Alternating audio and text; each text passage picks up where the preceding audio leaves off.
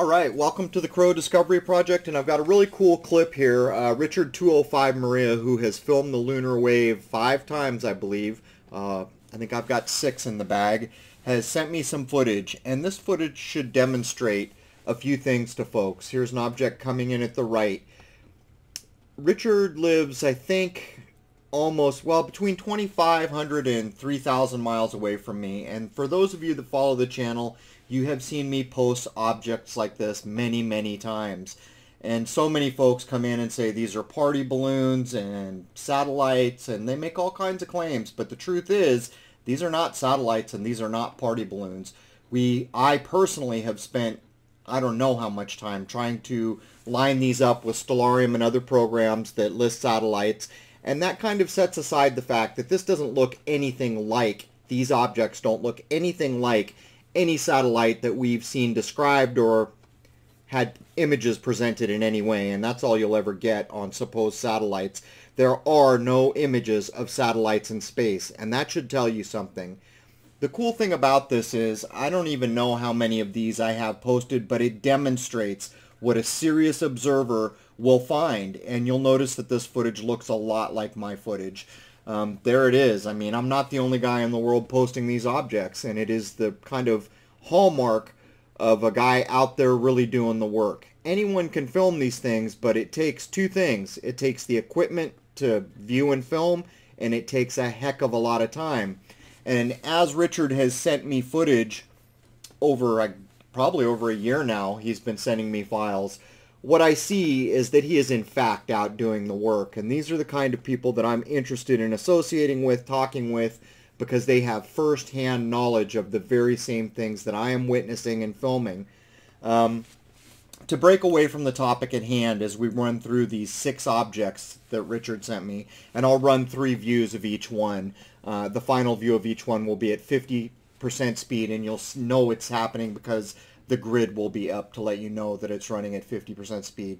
But to get off topic a little bit, I just started to do reviews of the supposed official places like Sky and Telescope and the Griffith Observatory, who should have been covering the eclipse.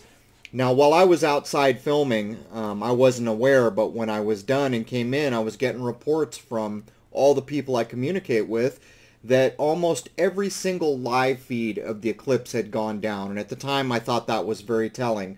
What Sky and Telescope is now saying is that all these streaming live events were so popular that it crashed every single server.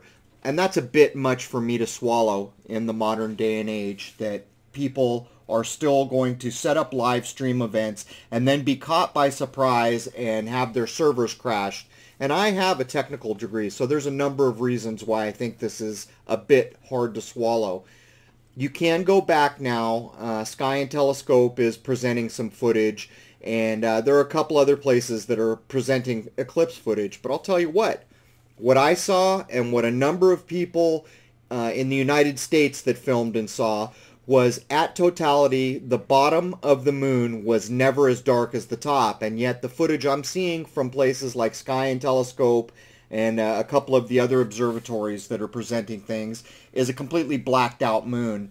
And I've had people coming saying, well, in your area it wasn't supposed to be total, but in fact what was being reported beforehand was that we would see totality on the West Coast.